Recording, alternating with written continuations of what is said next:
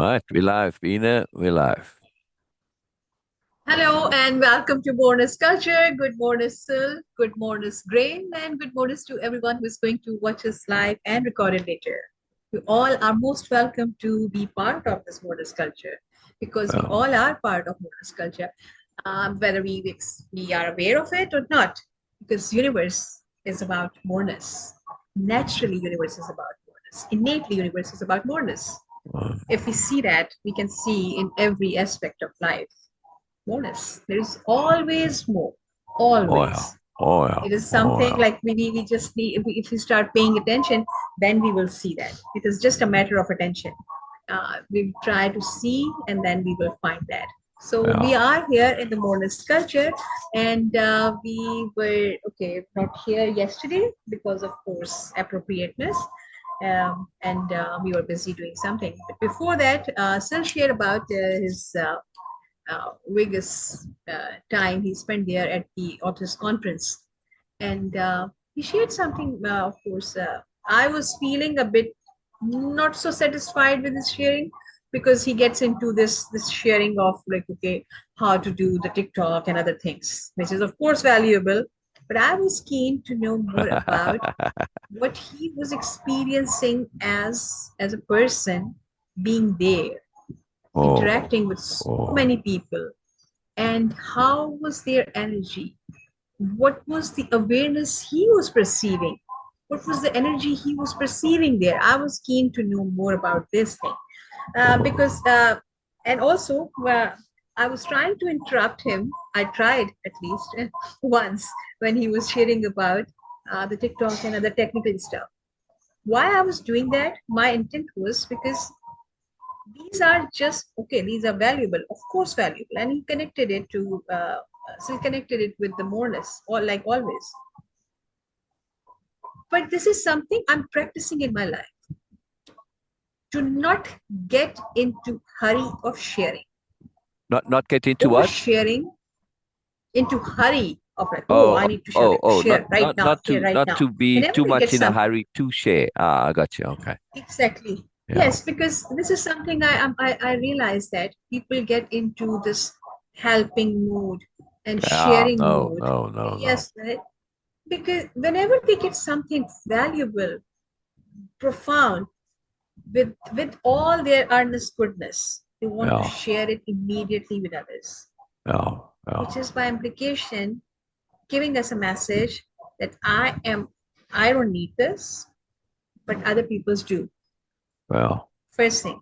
The second thing is that we don't let it simmer and make it our own. Of course, that was a technical thing. I'm just using this as an example here.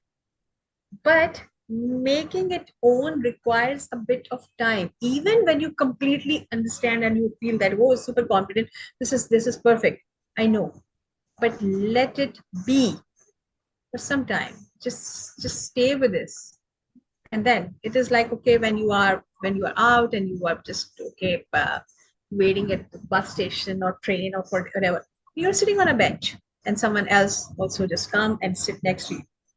You will get immediate information about that person with some, of course, with some awareness and okay, what's their aura, what's the body language, how they are interacting, how they are sitting, and all these things, and of course some other clues. To know someone, to perceive their energy, you need to spend some time, even in the brief moments. This spending time, this quiet time, requires also for awareness. This is my understanding. Well. This is what I'm learning right now. That what Sil is sharing, sometimes I just get in complete quiet mood, like raw quiet. No, Oh. don't say anything about it. Because just let it sink in and be with it and let that awareness reveal itself. He shared it. Right now, this is his sharing, and it is so profound. But what this that awareness means to you, how this is going to interact with you, stay with you. All right. That is Well, let me something I answer feel on that that then. we all need some time, that simmering time for these things. Yeah. Yeah. Yeah. Yeah. So you wanted to And know? that is Oh. yes. No, no, Oh. no, please continue.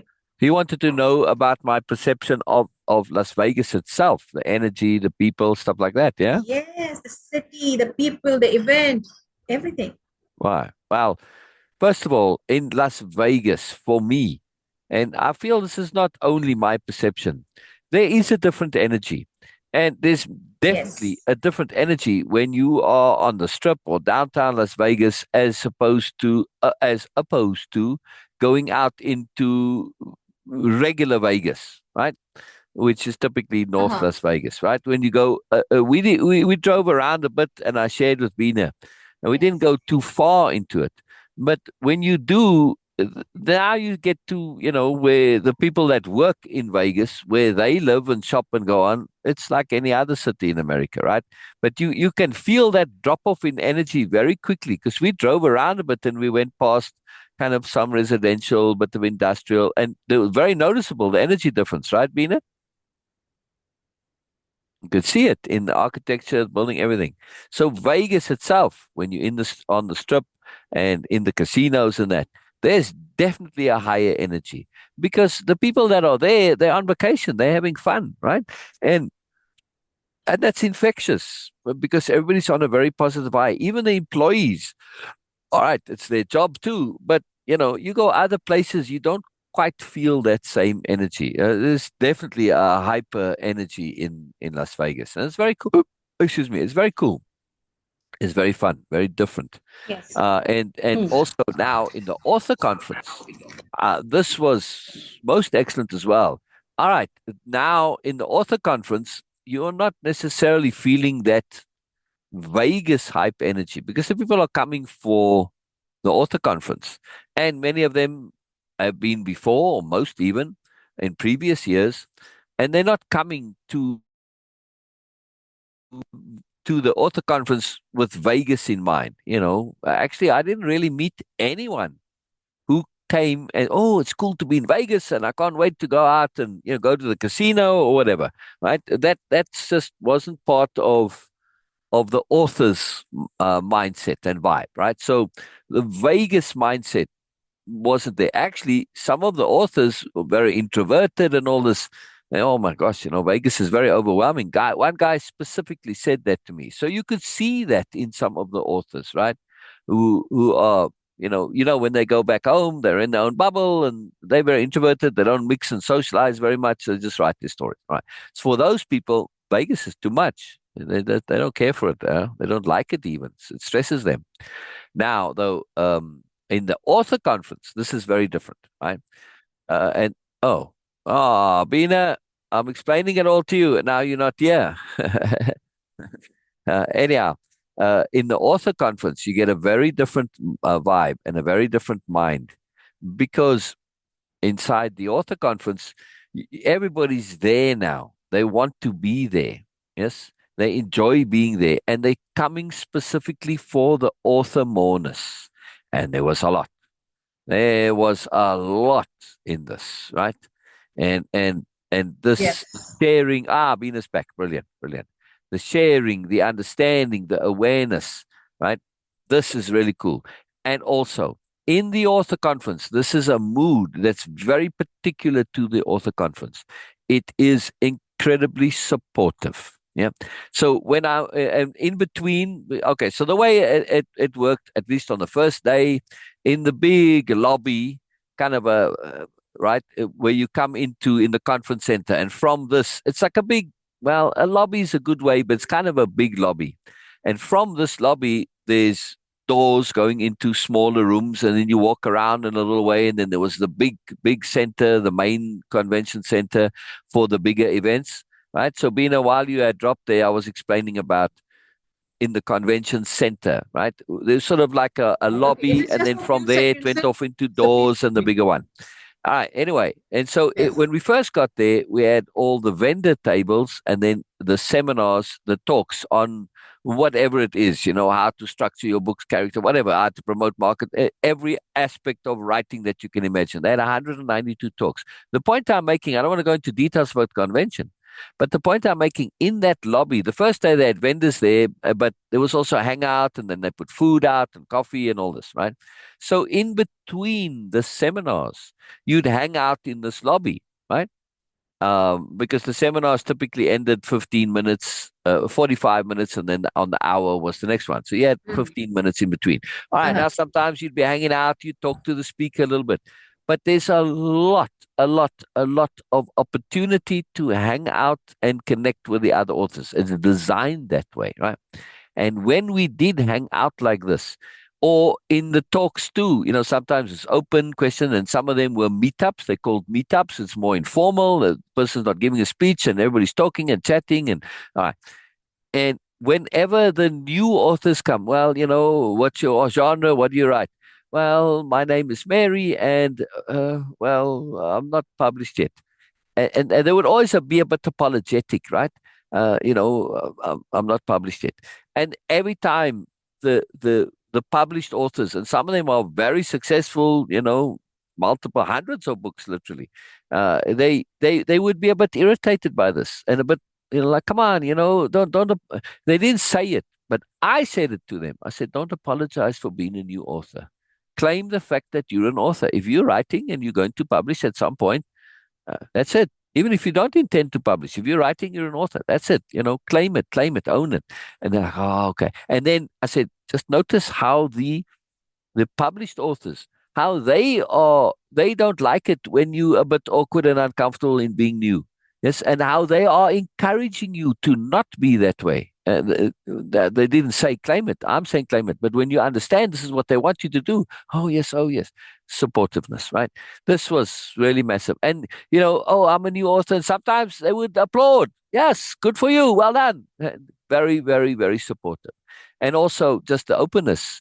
I mean, I made friends with one lovely author who's a new author and very shy, and this was, that's not uncommon, but that supportiveness of that environment, this is very wonderful. It's really cool. And, it carries over not just into authorness. Be aware that just because you're new at something doesn't mean you don't belong. The new belong just as much as the old. Yeah. It's because you're a newbie doesn't mean you don't belong. I mean, if that was the case, nobody would play games.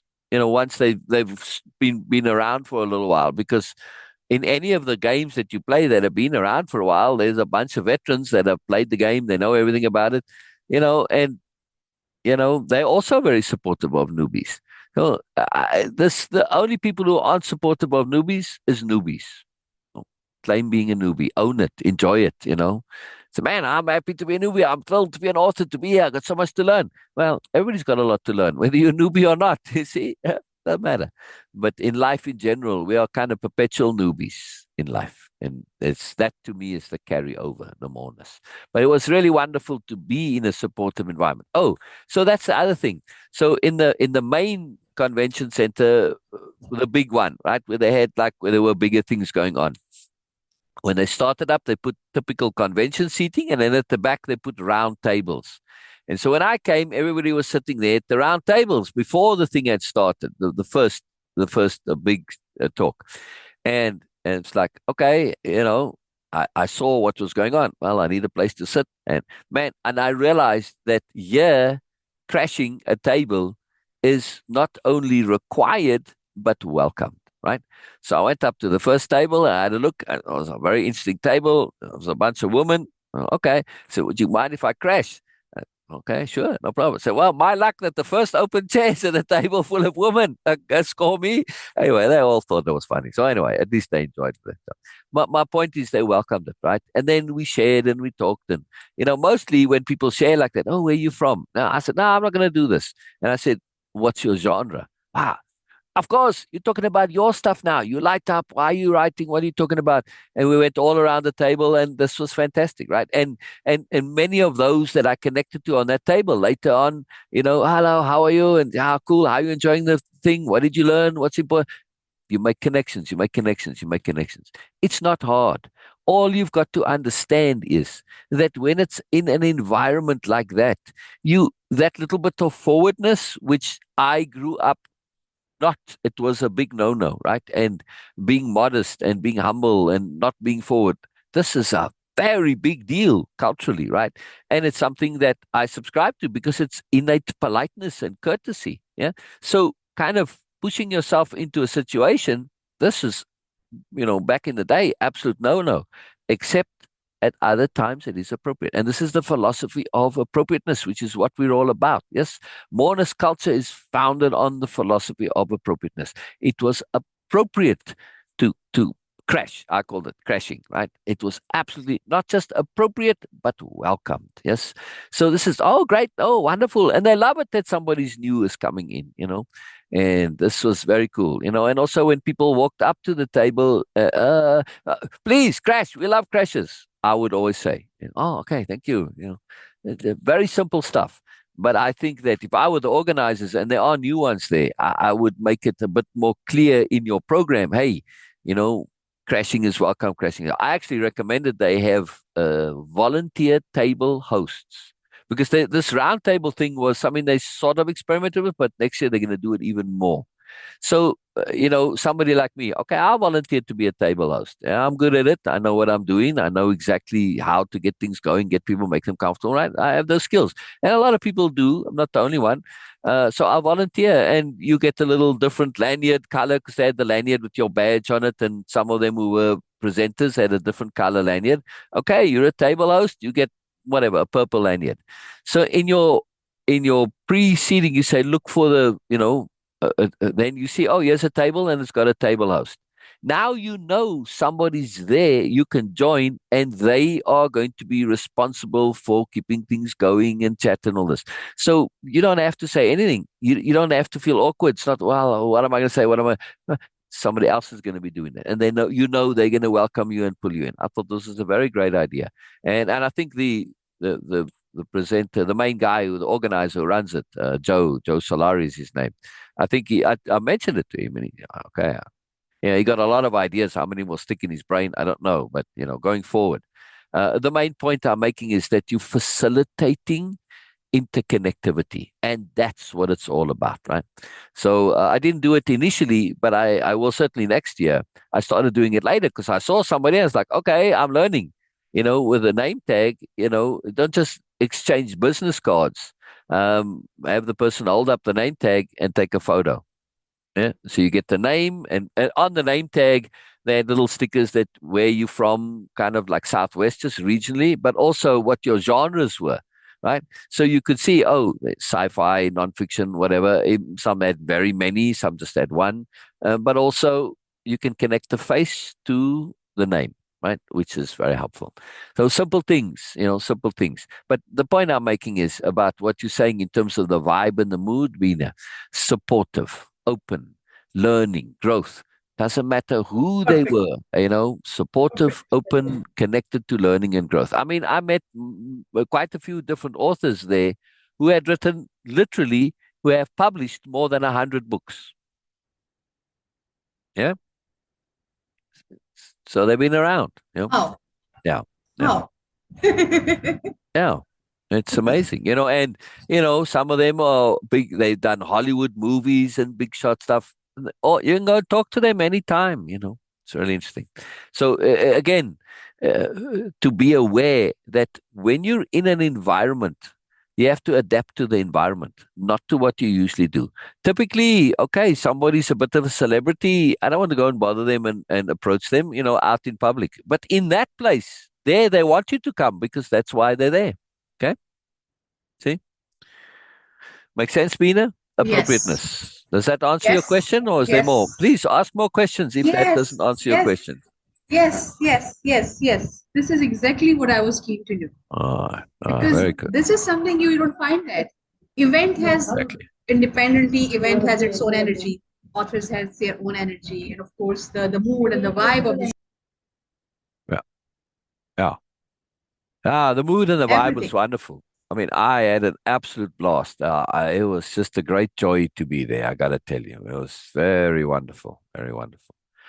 And well, typically, if I'm talking about stuff, and it's, oh, what are you doing? And well, I'm an author and I do courses, programs, monas culture. People will listen sometimes. Sometimes they are interested, but a lot of times it's just sort of polite nod and it goes in one ear and out the other ear, you know. But yeah, when I started sharing about Mourner's culture and how I'm doing my books and that, I wrote them first and I'm publishing now, it's like, oh, they really got interested. And some people are very connected to that. And you'll get to meet them. They're going to be on the Mourner show. So, I don't know if, well, I suppose what we could do, Bina, is once we get the show going, we could do the lives, do a watch party of the show, right? If it's a good Oh, show, we yes. rewatch it, Yeah, we play it and stop and pause and talk about it and do a capital R yeah, hearing, capital H hearing of our own show. exactly. Because not Yes. everybody will get to Oh, yes. connect to that, right? So that'd be pretty cool. All right. Ilsa has joined us on TikTok. Hello, Ilsa. Hello, Ilsa.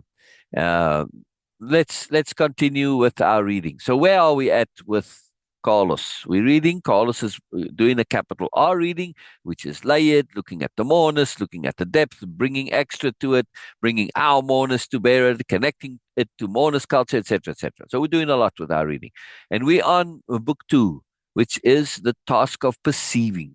Yes, now we are changing Don Juan's term of seeing to perceiving because Don Juan himself says later on this is not a very good term and we don't want to be visually focused. Perceiving is with all your senses and more, right?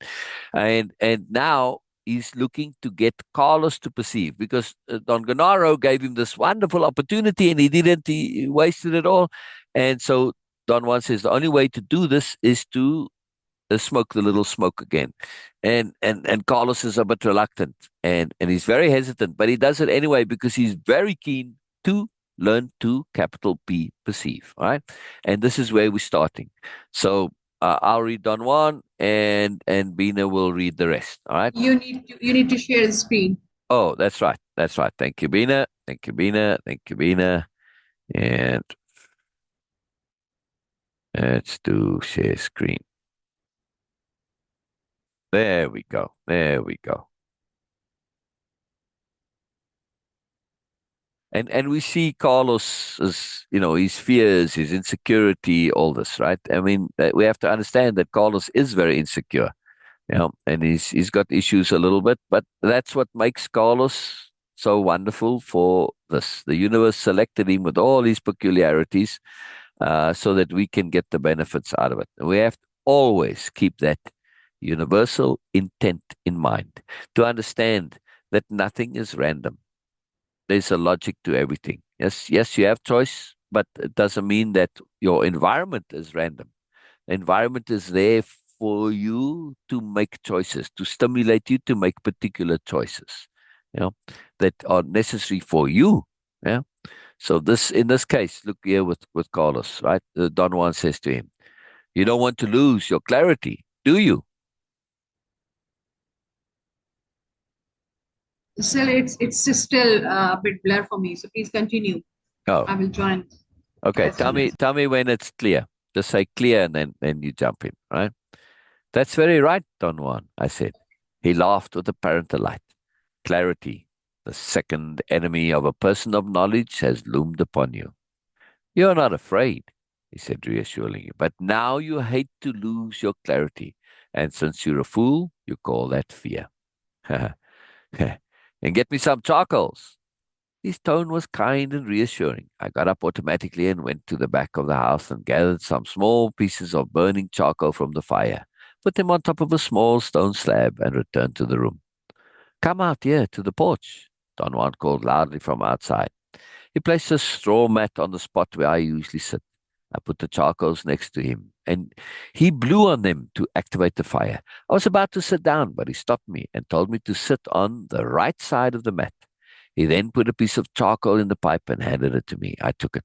I was amazed at the silent forcefulness with which Don Juan had steered me. Capital C queuing in the language of conceptuality, right? This is a major term in our dictionaries of power, right? Very, very powerful. So he's being cued. He's cueing Carlos, very, just very powerfully. Yeah, Carlos is a bit aware of it now, right? Which is very cool. I was amazed at the silent forcefulness with which Don Juan had steered me. I could not think of anything to say. I had no more arguments. I was convinced that I was not afraid, but only unwilling to lose my clarity. That's very interesting that he'd shifted, right? Because he was so afraid before. He was terrified of doing this. And now he's okay, because he came to that awareness point, right? Which is what we do in mourners culture. ADU, awareness, discernment, understanding. We aim to get to that point of understanding. You start with being aware. Carlos is aware of the issues, what's going on, and he got a little bit more aware. And Don Juan brought his awareness to this point of losing your clarity. Yes. And then, well, they didn't get into much discernment, a little bit. Clarity, the second enemy. There's and then Carlos got it. He had the understanding. Now, however, right, ADU doesn't stand alone. ADU is a tool for the purpose of application. Once you have that understanding, then you're able to apply. If you don't apply, it doesn't mean anything. So, of course, Carlos now has to apply this fact that he's afraid of losing his clarity. That's his issue. And he has to get over that, which means you have to just do and get into it, right? All right. So this is, but only unwilling to lose my clarity. Puff, puff, he ordered me gently. Just one bowl this time. Are you ready still? Can you read, Bina? No, Not yet. I will Wow. jump immediately. Wow. Wow. Yeah. I sucked on the pipe and heard the chirping of the mixture catching on fire. I felt an instantaneous coat of ice inside my mouth and my nose. I took another puff and the coating extended to my chest. When I had taken the last puff, I felt that the entire inside of my body was coated with the peculiar sensation of cold warmth. Don Juan took the pipe away from me and tapped the bowl on his palm to loosen the residue. Then, as he always does, he wet his finger with saliva and rubbed it inside the bowl. My body was numb, but I could move. I changed positions to sit more comfortably. What's going to happen? I asked. I had some difficult vocalizing. Maybe I should say, what's going to happen? I don't know how he sounded, but that's what I imagine it to be. I had some difficulty vocalizing. Don Juan very carefully put his pipe inside its sheath and rolled it up in a long piece of cloth. Then he sat up straight, facing me. I felt dizzy. My eyes were closing involuntarily. Don Juan shook me vigorously and ordered me to stay awake. He said I knew very well that if I fell asleep, I would die. That jolted me. It occurred to me that Don Juan was probably just saying that to keep me awake. But on the other hand, it also occurred to me that he might be right. you know, I am inordinately fascinated at how the superiority paradigm is influential and how it comes out, right? In Carlos's mind, whenever Don Juan is saying something to him, he always has this thought in the back of his mind that Don Juan is doing this to manipulate him and lie to him in some way. Right? And it comes out like this, right? Well, he might be saying it he might be basically just BSing me to leverage and maneuver me, right? He doesn't take it. He just assumes this is a default for Don Juan, right? As it is for everybody in Carlos's world, including himself. Yeah. This is mourners paradigm. When you understand, yes, of course, people can do that. But when you understand, like, with Bina, I would never assume that of Bina. I always would assume that Bina's being honest. Because why would you want to be anything else? Right? Yeah. Different It's assumptions. because yeah, also because that, okay, I just want to go a bit in detail to make it clear for myself that it is because of the space we are sharing right now. Yeah.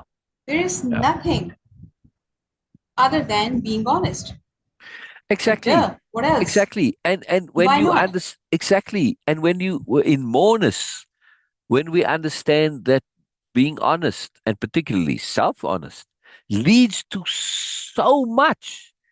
It's so wonderful. It's so brilliant. It's so awesome. And also, when you aren't honest, you basically just start diminishing things, and you might as well be taking bites out of yourself when you are dishonest. Yeah, especially with yourself. And why would you want to do that? Yeah.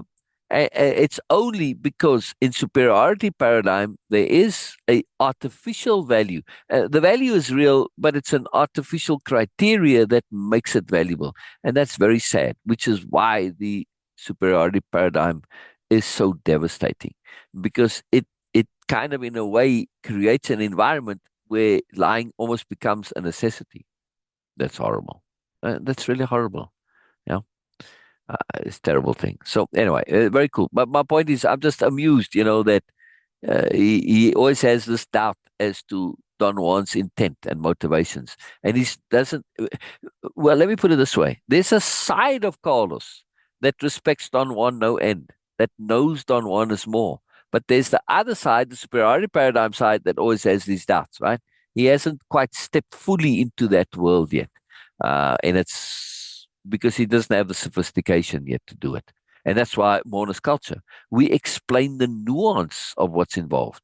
That, yes, you are going to relate to people as if they are more, as if they are honest, and you're going to give them the benefit of the doubt, and they'll step into that bubble, right? If you do it properly. It's a very profound thing to do. I mean, I was doing it at the conference talking about this too, Bina, right? That, and I mentioned this to people, when this started way back when. But it's not just about seeing good in people. It's about creating the bubble and the environment where they can now share and express their moreness.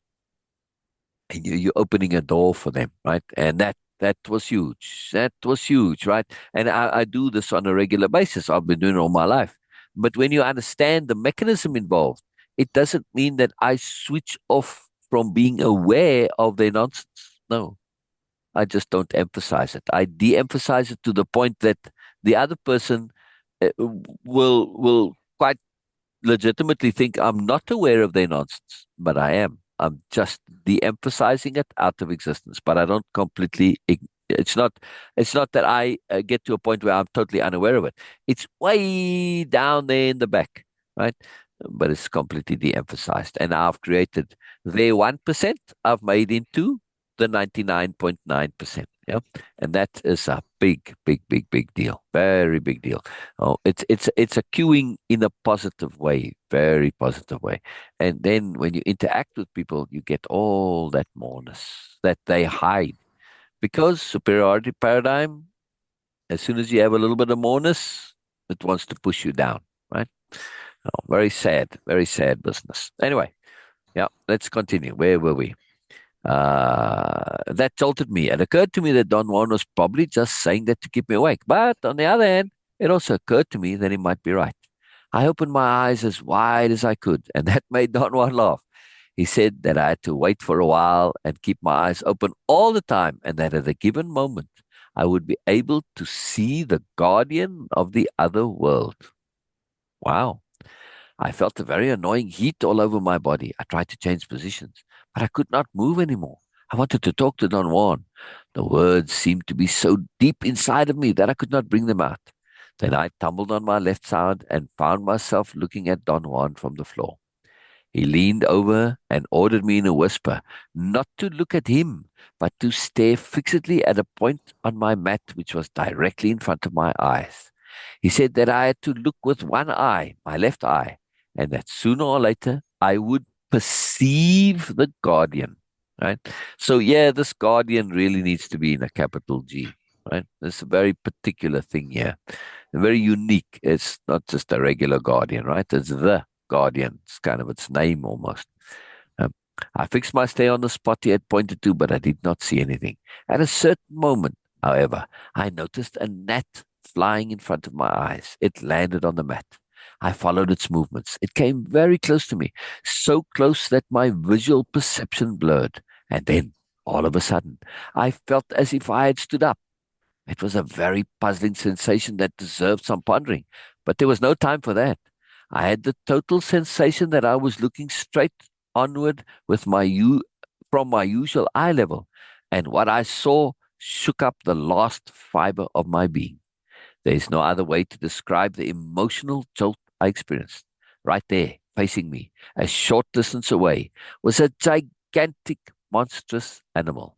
A truly monstrous thing.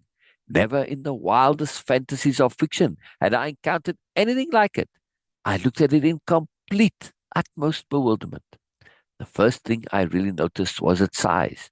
I thought, for some reason, that it must be close to 100 feet tall. Holy moly. So What is 100 feet? That's like, I don't know, 4 or 5 story building, something like that, right? I think 23, 4. Anyway, a building sized monster, right? That's pretty big. It seemed to be standing erect, although I could not figure out how it stood. Next, I noticed that it had wings, two short, wide wings. At that point, I became aware that I insisted on examining the animal as if it were an ordinary sight. That is, I looked at it. However, I could not really look at it in the way I was accustomed to looking. I realized that I was, rather, noticing things about it, as if the picture were becoming more clear as parts were added. Its body was covered with tufts of black hair. It had a long muzzle and was drooling. Its eyes were bulgy and round, like two enormous white balls. Yikes. Then it began to beat its wings. It was not the flapping motion of a bird's wings, but a kind of flickering, vibratory tremor. It gained speed and began circling in front of me. It was not flying, but rather skidding with astounding speed and agility, just a few inches above the ground. For a moment, I felt myself engrossed in watching it move. I thought that its movements were ugly, and yet its speed and easiness were superb. It circled twice in front of me, vibrating its wings, and whatever was drooling out of its mouth flew in all directions. Bang! Then it turned around and skidded away at an incredible speed, and until it disappeared in the distance. I stared fixedly in the direction it had gone because there was nothing else I could do. I had a most peculiar sensation of being incapable of organizing my thoughts coherently. I could not move away. It was as if I were glued to the spot. Then I saw something like a cloud in the distance. An instant later, the gigantic beast was circling again at full speed in front of me. Its wings cut closer and closer to my eyes until they hit me. I felt that its wings had actually hit whatever part of me was there. I yelled with all of my might in the midst of one of the most excruciating pains I have ever had. I'll tell a little story about dust and going over the horizon in a little bit. Yeah. When I finish this, the next thing I knew, I was seated on my mat and Don Juan was rubbing my forehead. He rubbed my arms and legs with leaves. Then he took me to an irrigation ditch behind the house, took off my clothes and submerged me completely, then pulled me out and submerged me all over and over again. I laugh because, well, you're going to see there's more coming later about this. Now, as I lay on the shallow bottom of the irrigation ditch, Don Juan pulled up my left foot from time to time and tapped the sole gently. After a while, I felt a ticklishness. He noticed it and said that I was all right. I put on my clothes and we returned to his house. I sat down again on my straw mat and I tried to talk, but I felt I could not concentrate on what I wanted to say. Although my thoughts were very clear, I was amazed to realize how much concentration was necessary to talk. I was amazed to realize how much concentration was necessary to talk. We have acquired this skill and we take it for granted. Anybody who does talking kind of for a living will tell you, yes, it requires a lot of energy because we do it when in our regular lives. Well, are we talking or are we just kind of commenting? Yeah, it's a little different. Yes. So we just respond mostly. But when you're talking and you're initiating and there's a moreness and depth to it, and yeah, yes, it takes a lot of concentration, also takes a lot of energy, right? They're very important to be aware of. Very, very important. I also noticed that in order to say something, I had to stop looking at things. I also noticed that in order to say something, I had to stop looking at things. Yes, because his energy has been affected now, so he can't do all things at once. I had the impression that I was entangled at a very deep level, and when I wanted to talk, I had to surface like a diver. I had to ascend as if pulled by my words. Twice I went as far as clearing my throat in a fashion which was perfectly ordinary. I could have said then whatever I wanted to, but I did not. I preferred to remain at this strange level of silence where I could just look. I had the feeling that I was beginning to tap what Don Juan had called perceiving, and that made me very happy. All right, very interesting. Afterwards, Don Juan gave me some soup and tortillas and ordered me to eat. I was able to eat without any trouble and without losing what I thought to be my power of perceiving, in inverted commas. You gotta love Carlos for his superiority paradigm knuckleheadedness, as we're going to see, right? Okay. So you get the Hmm. idea, right? That Carlos, nope, sorry, you don't have a clue yet, right? Okay. Yes. I had the feeling that I was beginning to tap what Don Juan had called perceiving, and that made me very happy. Oh, I wrote it there. I thought to be my power of perceiving. I felt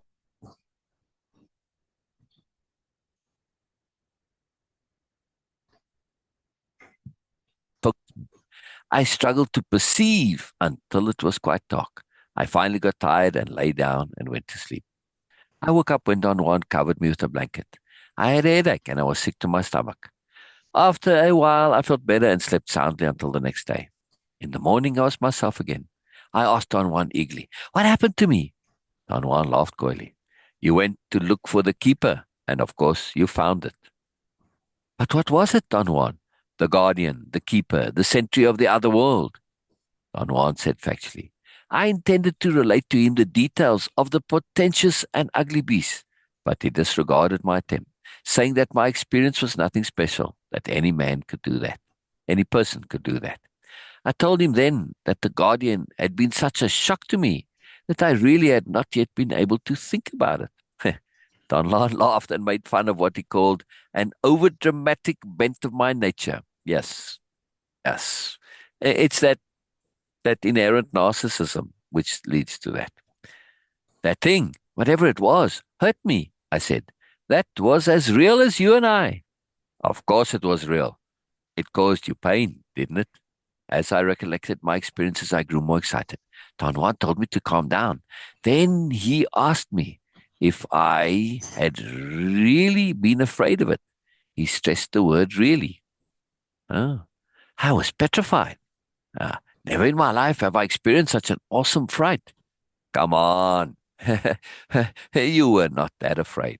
I swear to you," I said with genuine fervor, "that if I could have moved, I would have run hysterically." If I, he found my statement very funny and roared with laughter. "What was the point of making me see that monstrosity, Don Juan?" He became very serious and gazed at me. "That was the guardian. If you want to perceive, you must overcome the guardian." "But how am I to overcome it, Don Juan? It is perhaps 100 feet tall." Don Juan laughed so hard that tears rolled down his cheeks. "Why don't you let me tell you what I saw, so there won't be any misunderstanding?" I said. "If that makes you happy, go ahead, tell me." I narrated everything I could remember, but that did not seem to change his mood. "Still, that's nothing new," he said, smiling. "But how do you expect me to overcome a thing like that? With what?" He was silent for quite a while. Then he turned to me and said, "You were not afraid, not really. You were hurt, but you were not afraid." He reclined against some bundles and put his arms behind his head. I thought he had dropped the subject. "You know," he said suddenly, looking at the roof of the Ramada, "every person can perceive the guardian. And the guardian is sometimes, for some of us, an awesome beast as high as the sky. You're lucky. For you, it was only 100 feet tall. And yet its secret is so simple." I want to pause a moment here and Mhm. really emphasize on language of conceptuality. Yes. The why do I emphasize language of conceptuality? Why have I put together this conception, which is language of conceptuality? And of course, it has its dictionary, which is the dictionary of power. Because in as a language of conceptuality, when you're able to use this, you are learning to conceptualize, right? And this is very important. So here is where Don Juan struggles with Carlos, because Don Juan doesn't always share things in a conceptual way. And right at this point, what Carlos needs to understand is that in order to deal with the guardian, you have to reconceptualize things. And when that's understood, Ah, it all falls into place. Bina? yes. All right. So the language of conceptuality it's a language that we use in order to to create and get us into the habit of, I don't want to say thinking conceptually, because that's not quite what we want to do. We want to learn to be able to conceptualize and to perceive the world conceptually, right? Which is not thinking conceptually. It's then you're still thinking. To conceptualize is a different way. Its conceptuality is almost where you are perceiving things directly. It's you getting there, right? But it's what that jumping point off. Because now when you're conceptualizing, you're not thinking in the usual way, which thinking in the usual way is really about describing our world. Yeah.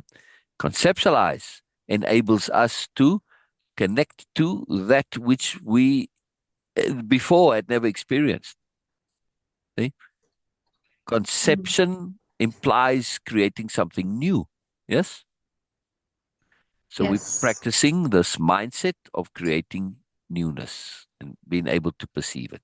And capital P perceiving is an entirely different paradigm of relating to reality. Right. So and I want to make this point here now that as we go and in the continuation here of Don Juan's explanation of how to deal with the guardian, when you understand it as reconceptualizing, it's easy. That's what Don Juan says. It's easy. But he doesn't quite say it in that way. And of course, Carlos struggles, right? But it's very, very potent. Very, very potent. Can you read yet or not yet, Bina? Yes, I can. All right. But you know what, Bina? I Yes. think I think we leave it here for today. Okay? Right? Yes, this is exactly, yeah. That's why I was a bit reluctant to say All that right. All right. because Very now good. it's Very good. time. Very good. Yeah, yeah, yeah, yeah. Yes. Yeah. So I mean we've got some time. We could go further, but it starts a whole new conceptionality, right? So we're in this Yes. initial conceptionality of Carlos's experience, but now it's shifting, right? We're now getting the takeaway from it, right? And the repeat backs.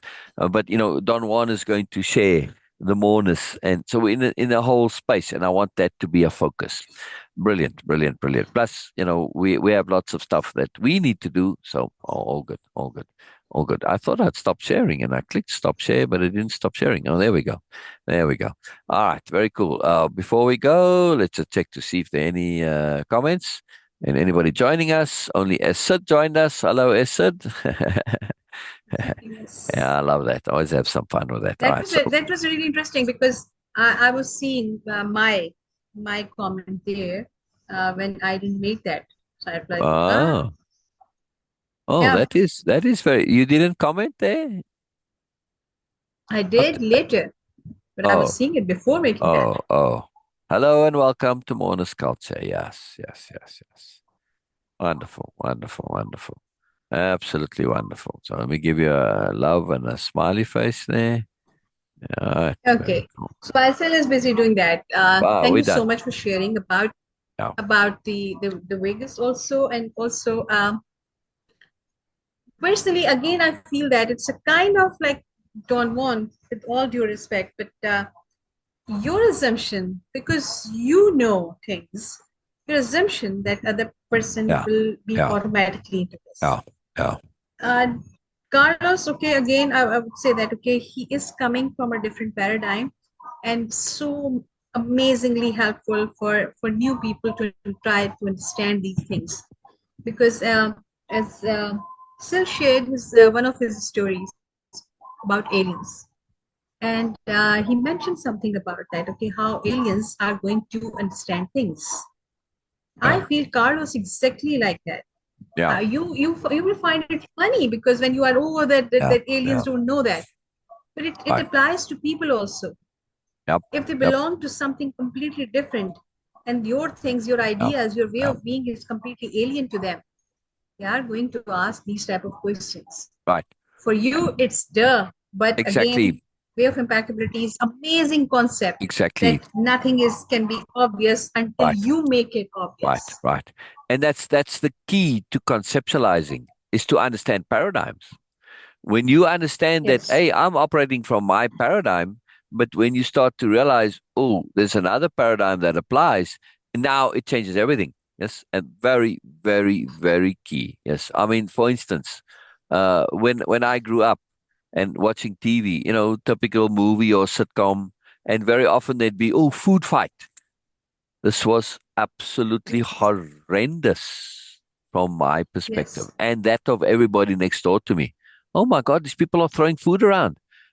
And, from an American point of view, this was funny, amusing, and, cool, whatever. And from my perspective and the cultural perspective, this was like the absolute worst thing you could do. This was, you know, wasting food is a worse thing to do than most crimes. You can still understand, well, all right, you stole because you were hungry or whatever, you got into a fit of temper and you murdered somebody. But wasting food, there's no excuse for that. Eh? Paradigm, see? Different Yes. paradigm, different awareness. Different paradigm. Different. Yes. So exactly as oh Oh, go ahead, Bina. Go ahead. no. It was my network was lagging. Please Oh, continue. oh, all right. So I'm making the point that that's a very simple. It's not really a massive paradigm shift, but it has the basics of it. That you're in a particular culture and you have norms and ideas and beliefs, and if you're not aware that what you take for granted could be seen as egregious somewhere else, you could really get into trouble. I mean, you could go visiting somebody in another country like that, and all right, you're hanging out, you're very casual, and you take your crust of bread and you throw it at your friend. And oh my God, in America, this would be all right, it's kind of cool and funny, but there it'd be like everything would stop. Like, what in the hell did you just do? You get yourself in trouble, right? And you're clueless. So that's why we need to have awareness, and then we can start the discernment, and then we get understanding, and also conceptuality, right? This is the end point of our awareness, where you can come in a completely different paradigm and really understand this. And that's why one of the reasons I enjoy reading science fiction, because it does put you into that mindset. And many of the authors will really speculate and do so very accurately. Come and say, well, this is what you think the aliens are doing is completely not what they are doing. Right? They have a completely different agenda and intent. And this is the magic and the potency of language of conceptuality, because you learn to understand things like intent, and you get a mechanism that can cross cultures, right? So when we see the intent, and well, the intent of the food fight is not to waste food. It's just a byproduct, right? The intent is to have fun, but it's an obliviousness. So I don't hold it against the people. They're just ignorant, at least relative to my point of view. Yes. And when you come from the other side and you see, wow, people are very serious about not wasting food. Well, what is the intent? Well, food is a bit more scarce, but more expensive, more precious. And it's a cultural thing, right? So it goes deeper. Well, okay, I get it. I understand, right? It allows us to understand. So intent is a very, very powerful mechanism. And if Carlos had paid attention to not what the Guardian was looking like, but to its intent, that would have changed. Yes.